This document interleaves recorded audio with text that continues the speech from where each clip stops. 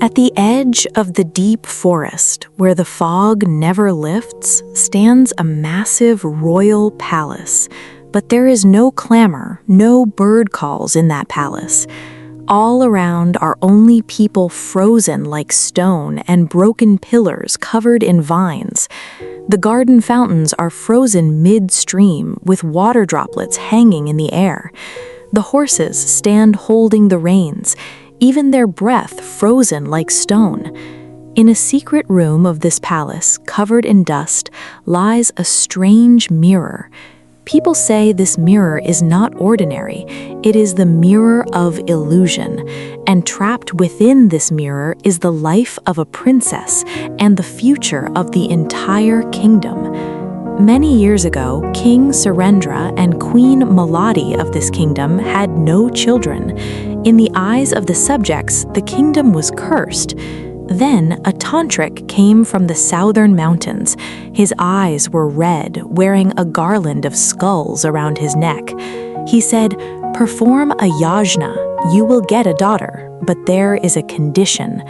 The king and queen did not want to hear the condition, they only wanted a child. The tantric chanted mantras in the fire of the yajna, and a child cried out from within the smoke. Her name was kept Erawati, named after the river. Before leaving, the tantric gritted his teeth and said, "On the princess's 18th birthday, she must not be allowed to go to the dark underground room of the royal palace. There is an ancient mirror there, which pulls in the dark sides of a human's mind.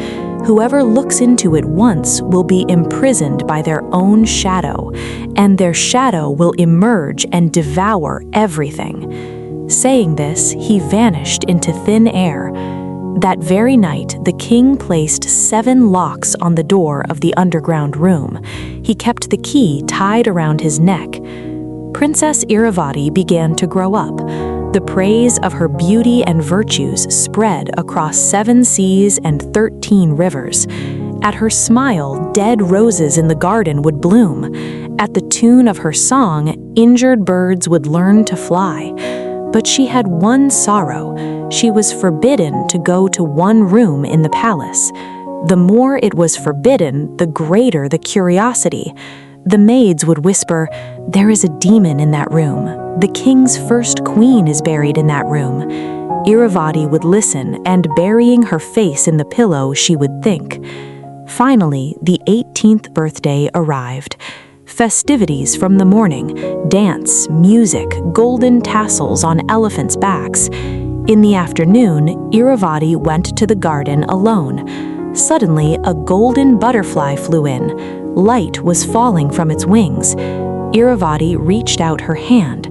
The butterfly flew towards the palace. Erawati followed. The butterfly landed on the stairs, then further down, the underground stairs, the stairs that were forbidden. Irawati's heart trembled, but the butterfly was so beautiful. She thought, "Let me see once, just from outside the door." But reaching the end of the stairs, she saw the door with 7 locks wide open. Who opened it? There was only the scent of jasmine in the air. In the middle of the room was that massive mirror, human height, with hundreds of eyes carved in the wooden frame. The glass of the mirror was black, as if it were the night sky. A strange blue light was coming from within. It was breathing. Erawati said in a trembling voice, "Who?" From inside the mirror, her own reflection appeared, but that Erawati in the mirror had no tears in her eyes. She had a smile, a crooked smile. The mirror Erawati said, "Do not fear. I am you. You are me. There are so many rules for you outside. There are no rules here. Come." Saying this, she reached out her hand. As Erawati stood in front of the mirror, the glass became soft like water. The hand from inside the mirror emerged and grabbed Irawati's wrist, ice cold. Erawati tried to scream, but no sound came out of her throat. The mirror Erawati pulled her inside in a single jerk. and at that very moment the entire palace trembled. Then silence. The palace guard, where he held his halberd high, was stone right there. The kitchen chef stood still while dropping eggplant into hot oil. Queen Melodi's hand stopped while placing a garland on her daughter's neck. King Surendra was on the throne, with the word mother on his lips. That mother word froze in the air. The garden fountain, flying sparrow, waterfall water, all still. Time stopped. The inside of the mirror was a snow-covered desert. There is no sky, no ground, only white and blue. Breath freezes in the cold. Erawati stands alone. Her footprints do not fall. In front of her, her shadow is walking, but not her body. The shadow turned around. Now it was not Erawati's face. It was the tantric's face. He smiled. Your father broke the condition. Now I have you. Your kingdom is mine. I was imprisoned in this mirror. Now you will stay. I will go outside with your body. Erawati tried to run. Her legs wouldn't move. She tried to scream. No sound. She could only cry, and those tears fell as ice. The story turns after many years. No one knows how many years. Maybe 20, maybe 50. Time had stopped. A young orphan shepherd boy named Neel lived in a village beside that forest, 17 years old. No parents, he had floated on a banana raft in the river. The village headman raised him, let him graze the cows. Neel's only possession was an old flute.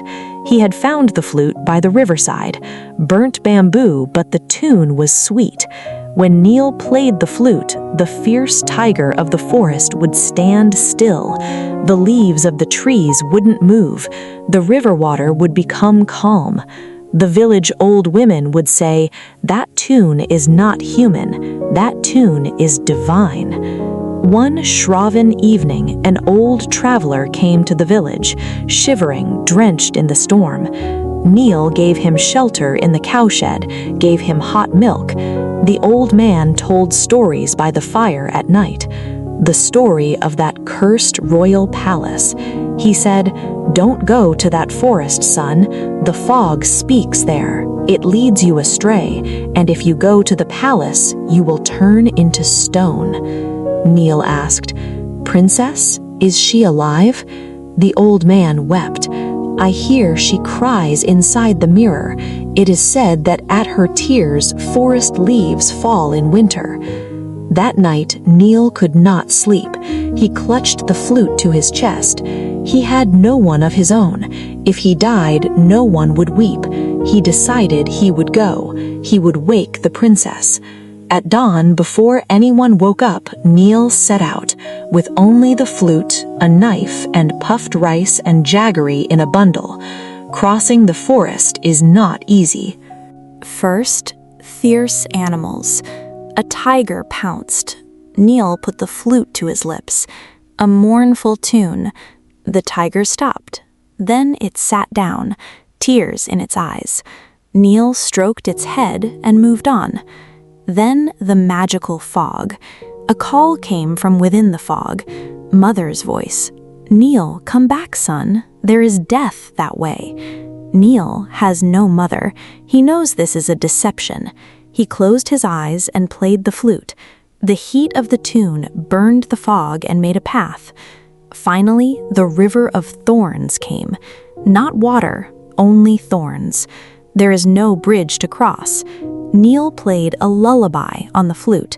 The river's thorns became soft and turned into flowers. He walked across, stepping on the flowers. After 3 days and 3 nights, Neel reached the palace. 2 guards at the gate, stone statues, but tears frozen in their eyes. Neel's heart trembled. He entered inside. Terrifying silence. Even his own footsteps couldn't be heard. He saw the chef in the kitchen, spatula in hand. A drop of oil was hanging in the air from the spatula. He saw the king on the throne with the word mother on his lips. He saw a gardener in the garden with a half-made garland in her hand. Neel felt like crying. He ran to the middle of the palace and played a mournful yet courageous tune on his flute, the tune of a motherless boy, the tune of a homeless traveler. At the vibration of that tune, the accumulated dust of the palace began to fly. The hanging water droplets trembled. A tear flowed from the corner of the stone statue's eyes. The flute's tune tried to infuse life into the dying palace. The tune hit the wall and went down, underground. Following the flute's tune, Neel reached that underground room. 7 locks broken, the door open.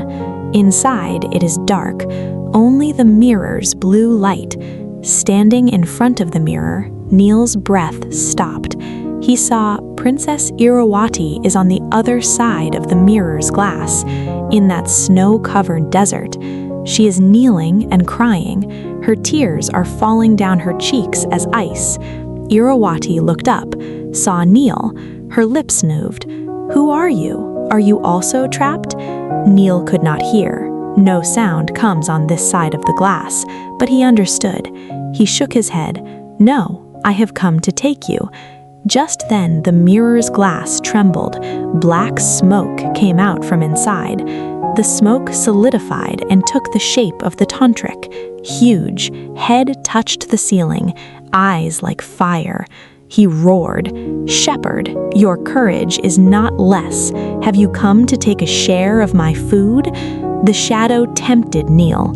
Gold coins rained on the floor. "Throw away the flute.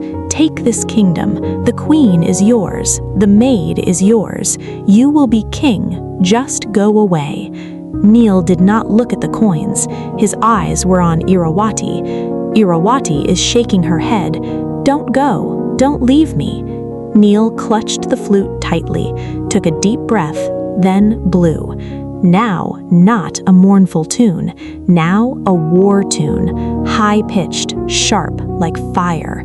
The tune that breaks mountains, the tune that burns lies.